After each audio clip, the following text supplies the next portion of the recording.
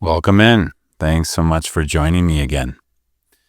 So, in today's episode, I'm going to start a new series on the Buddhist path, and I've chosen a text from the Tibetan Buddhist tradition to work with. And so, I hope this can be of value to those of you out there who regularly listen to or watch my podcast and or YouTube channel.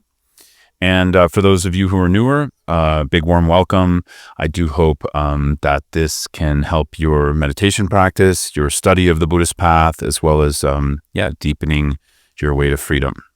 So with that said, we'll launch in a little bit. And so what I've chosen for this series of talks, the text that I've actually chosen is a text called The Three Principal Aspects of the Path by Lama Tsongkhapa. In Tibetan, we call this the Lamsum, and this is one of the many Lamrim, or graduated stages of the path texts that Lama Tsongkhapa wrote, as well as he added to a whole, history and many volumes of what are called graduated stages of the path texts, these texts that are leading us from the beginning all the way through to fruition. And so the reason I chose this is because it's short. It's not a super long text.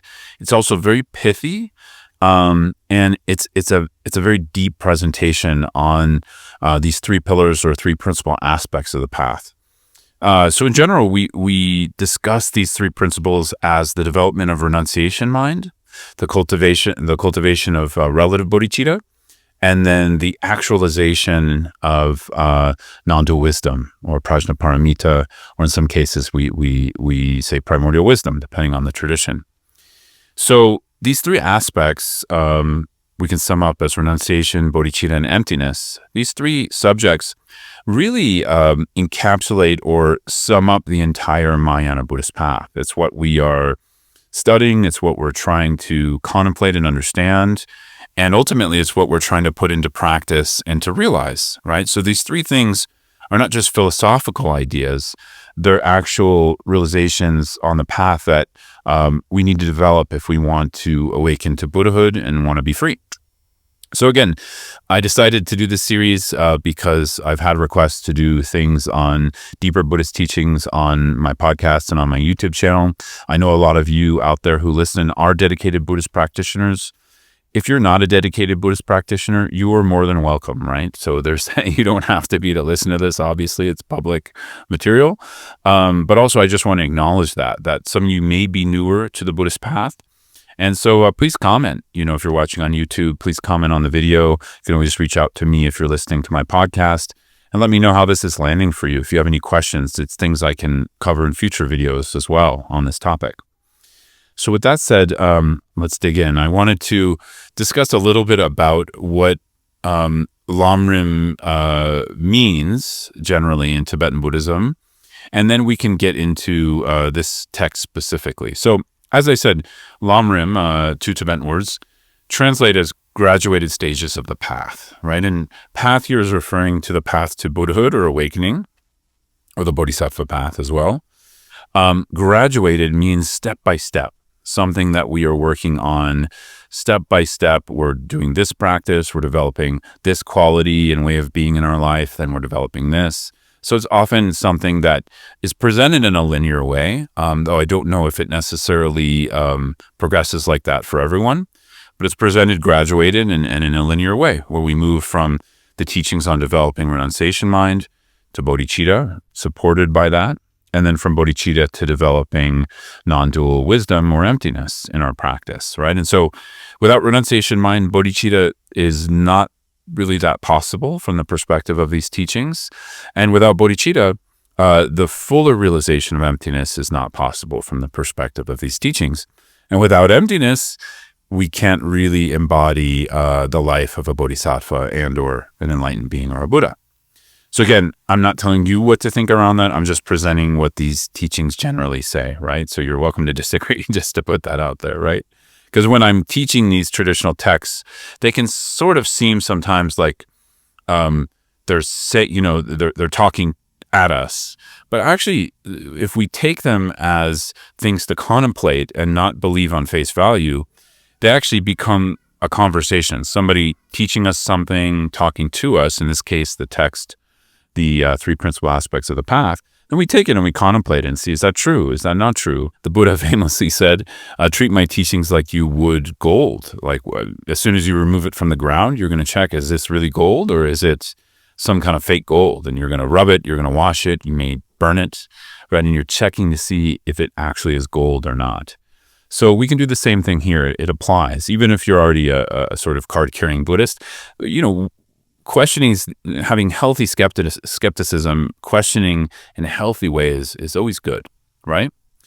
Of course, excessive doubt, I don't think it's implying that here, but just sort of keeping something as an open question, contemplating, right? And that's how we can take the teachings deeper. The other thing I'd say is I'm not going to present exhaustively on this, right? So there's huge, massive commentaries written on this text and other texts by very qualified Tibetan Buddhist lamas and teachers.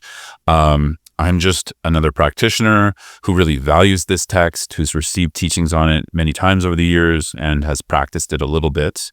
So by no means should you just rely on this. Please seek out other commentaries.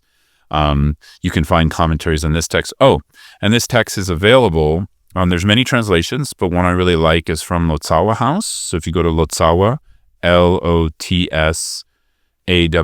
house.org, and then you put in the three principal aspects of the paths, you'll find a translation, right, of this text. But of course, I'm going to read the verses out here too. So with that said, let's jump in a bit deeper. So a little bit on the history of this particular text. The longer name in Tibetan is the Lamso Namsum. Lamso Namsum. Short, we call it the Lamsum. And as I said, this is a graduated stages of the path text. It is in the Mahayana tradition, so it's pulling from the sutras of the Buddha that are connected to what Tibetan Buddhism, I guess, authenticates as Mahayana. Of course, Mahayana, includes Shravakyana and some of the Theravada. So that's also included as well, especially in the renunciation mind teachings. And so this text would come from that, and more specifically, it comes from the Gelug tradition. But of course, Lama Tsongkhapa is the founder of the Gelug tradition, and so we could say, and the way I like to look at this text is this text is valued in a non-sectarian way, where it's valued by all of the lineages of Tibetan Buddhism, because Lama Tsongkhapa is generally valued and looked at as a saint by all of the lineages of Tibetan Buddhism. So here, even though they might study this a little bit more in the Gelug tradition, I've received this teaching from Nyingma Lamas, from Sakya Lamas. I've received this teaching from all kinds of lineage lamas, not just in the Gelug tradition, right? So I just want to put that out there.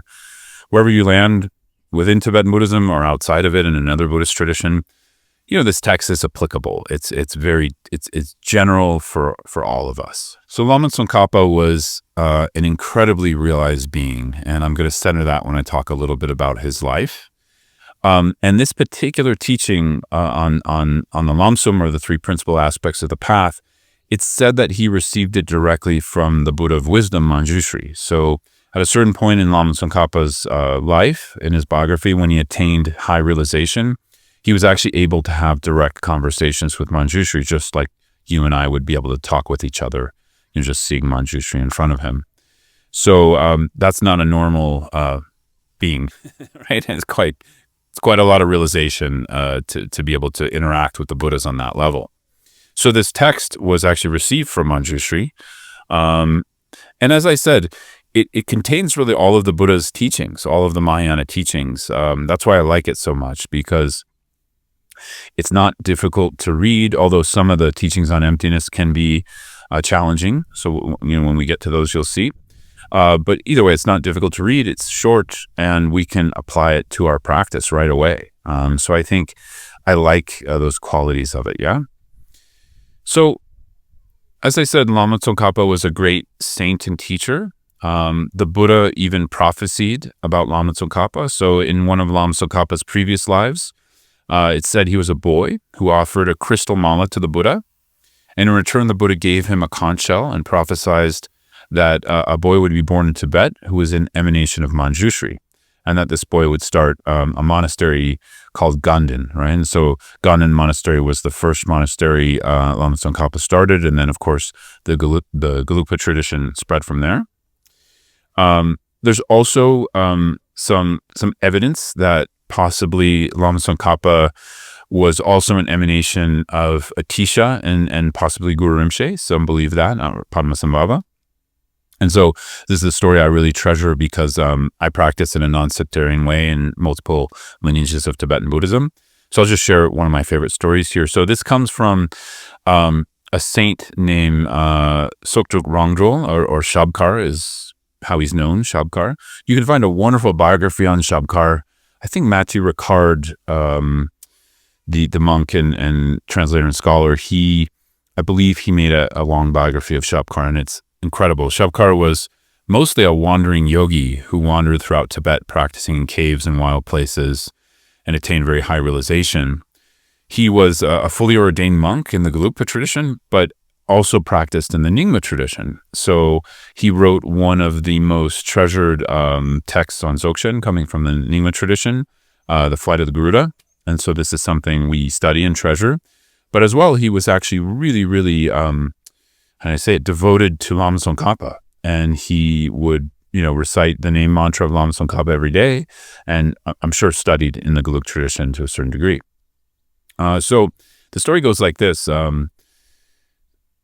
So Shabkar had been, wandering throughout Tibet, and he had practiced on a lake, I believe, in East Tibet, which I think still exists. I don't know the name, but he was practicing there, and he was praying to have a vision of Guru Rinpoche, of Padmasambhava.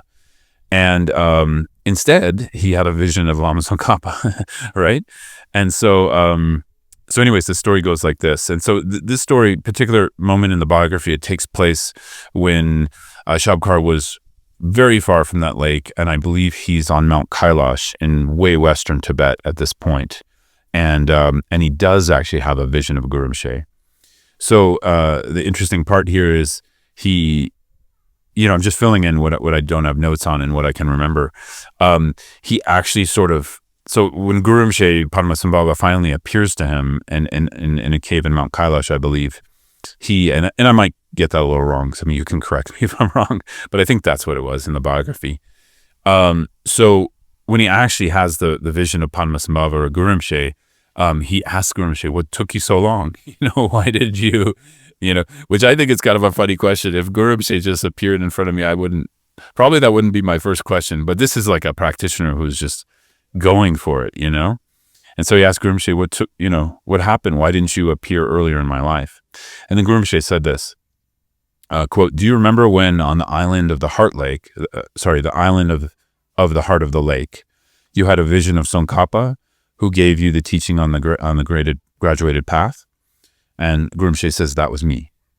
So also in the emanated scriptures of Organ, which is Guru Rinpoche, in which Shabkar recounts this vision, he expresses his faith in the inseparability of Padmasambhava, Atisha, and Tsongkhapa, a triad of teachers who dominated Shabkar's life, practice, and teaching. So that's just like an afternote.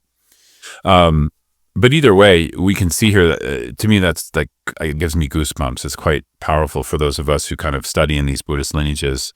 Because often there has been histories of sectarianism and even sometimes violence between lineages, which is really a shame to admit as a Buddhist practitioner, that we too can devolve into that sometimes. But the truth is, when you really look at these great founders of these lineages and the lineage holders throughout Tibetan history and India, they're unified, and a lot of them are emanating into these different forms. Again, if you're not a Buddhist, this might start to sound out there, but if you are, you understand what I mean. They're manifesting to benefit sentient beings in all kinds of forms. And when we hold sectarian ideas that there's somehow higher and lower and all of that, the only person this damages is us. And if we have a microphone, we can damage others. But either way, of course, that doesn't mean we can't be affiliated. Of course, we can be affiliated with something and enjoy a certain lineage and practice it. That's fine.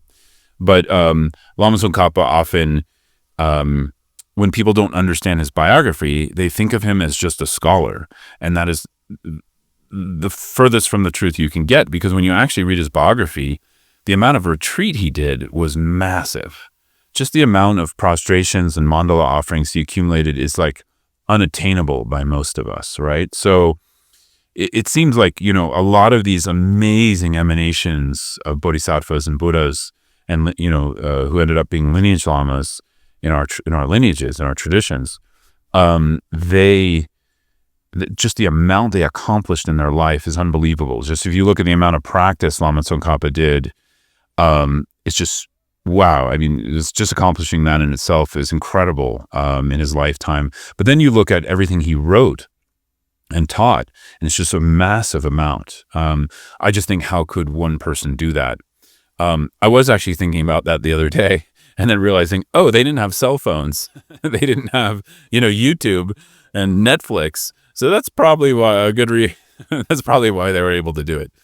But anyways, even with that said, these are incredible beings. So Lama Tsongkhapa was just as much a yogi as a scholar. We often say like a yogi scholar, right?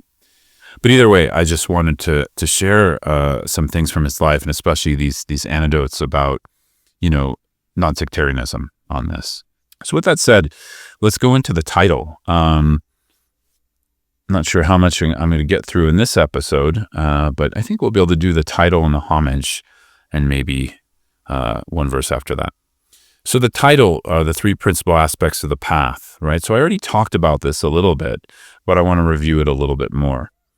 So path here is an interesting thing. I'm going to start with that word. Of course, a path is something indispensable, whether, we have a path of study, a path of career, a path of life, like having a family or not having a family, some other kind of way of living.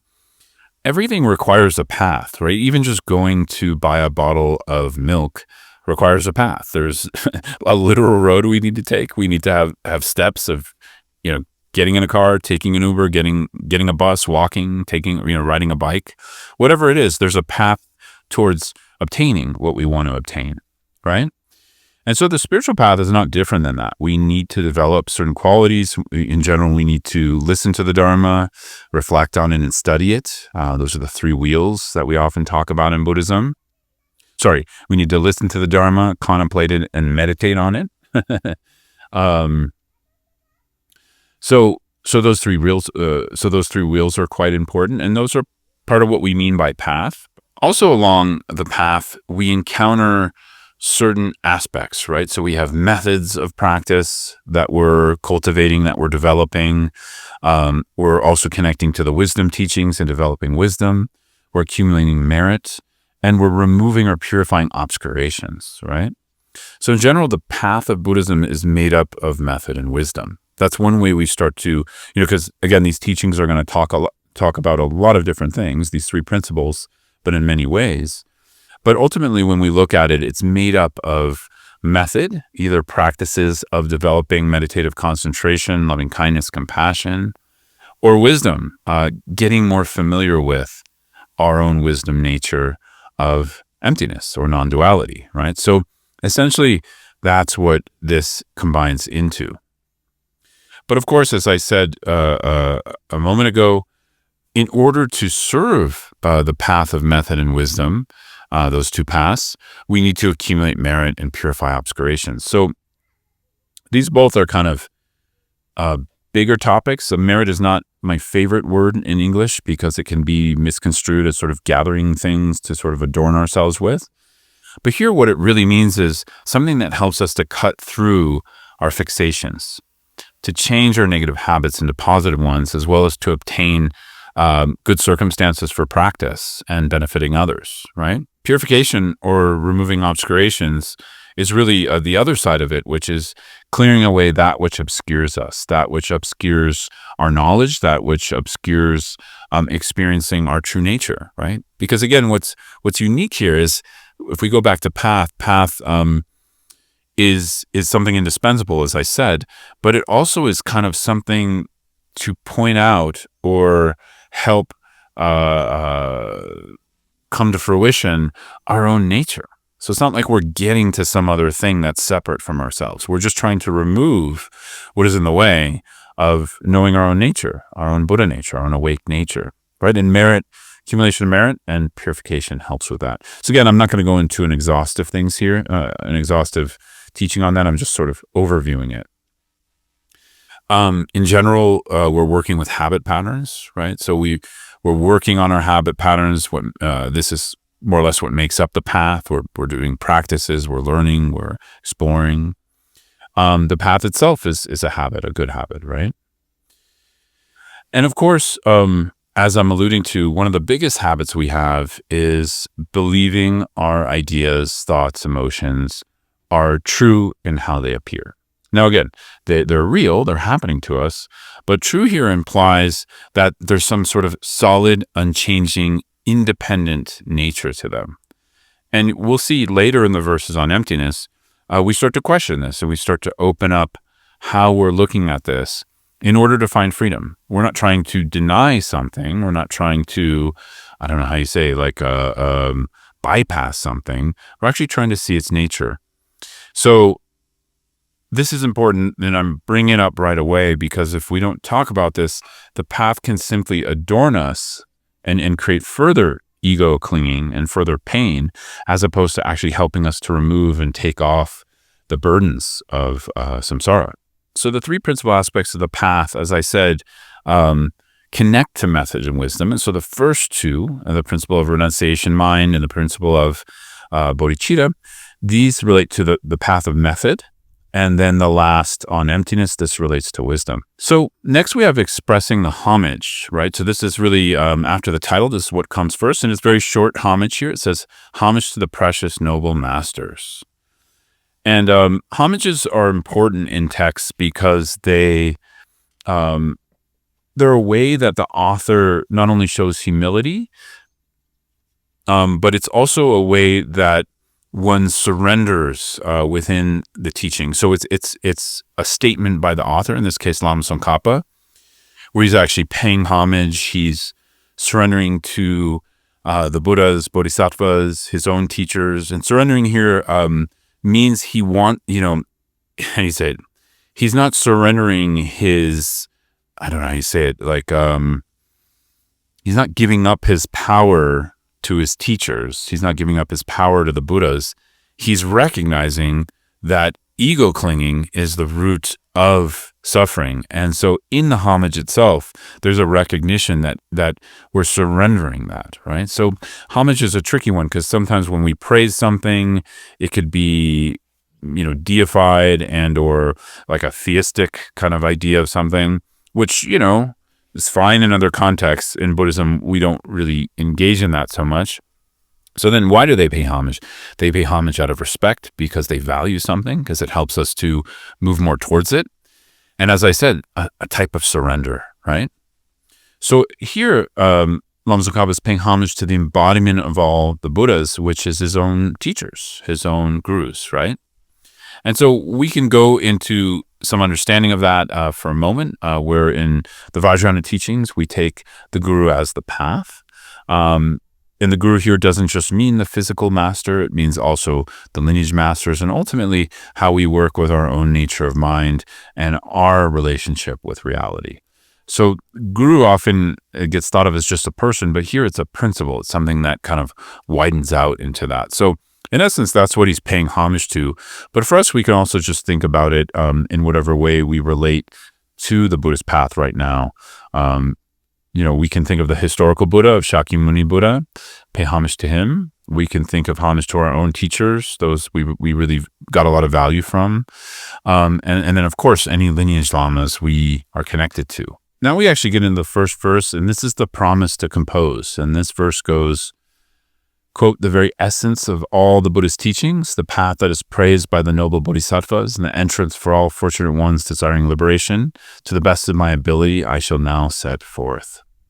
So this is also a traditional way of starting a text. So you have the homage, and then you have this promise to compose.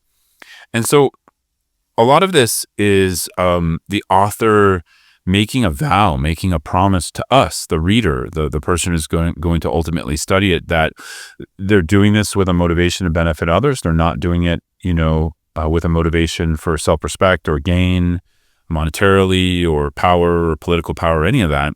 They're doing it to benefit others. And because of that, they're promising us, I'm going to take on this task and I'm going to complete it, right? So he says here, the very essence of all the Buddhist teachings, the path is praised by the noble bodhisattvas, which would be the path to free oneself and benefit others, right? The entrance for all the fortunate ones desiring liberation, to the best of my ability, I shall now set forth. So there's also a key little few words here. It says, the entrance for all fortunate ones desiring liberation. So he's also implying who is the the reader or the studier, the person who's going to study or read this, who's going to get the most out of it. And this is someone desiring liberation, who understands that, there's some sort of bind that's happening within samsaric existence, and they want to be free from that. And if they add on bodhicitta as a motivation, they want to be free in order to free all beings. So again, you might not be there yet, and that's okay. But he's saying sort of that's the intended audience, right? So I think we're going to stop there. My intention is to keep these relatively short. But as you can see, there's a lot underneath what we're doing, and we only got into the first verse. So with that said, I recommend going and downloading the text and reading through it. 3 principal aspects of the path. You can go to Latawa House, or if you just, search it online, you'll find multiple translations. And for now, I would say sort of practice with some of the principles here embodied in the homage, right? So what does surrender mean to you? Like, what does healthy surrender mean? I often think of like, what are we surrendering and how are we surrendering it, right? And I often think of that kind of a teaching and practice in my daily life because, even though I'm not around my physical Buddhist teachers every day, I am around people and situations that challenge me, and they challenge my ego clinging, where I sort of fall into that, and aversion arises and attachment arises. So how am I working with that? How am I working with those aspects of my life that I can see cause me pain? And how can I surrender them, I guess, right? So it's just a question for you, putting it out there, because ultimately what the Buddhist path is asking us to do for our own benefit is to surrender the causes of suffering, right? I mean, it's not a bad thing. It's asking us to surrender, right? But again, we have to be clear on what that is and then want to do that. So I'll just end on that note. And again, please reach out with any, comments, questions, etc. You can always comment on my YouTube videos. If you're listening to the podcast, you can always reach out to me at scotttusa.com. So thanks so much. And I'm looking forward to continuing in our next verses here. Take care.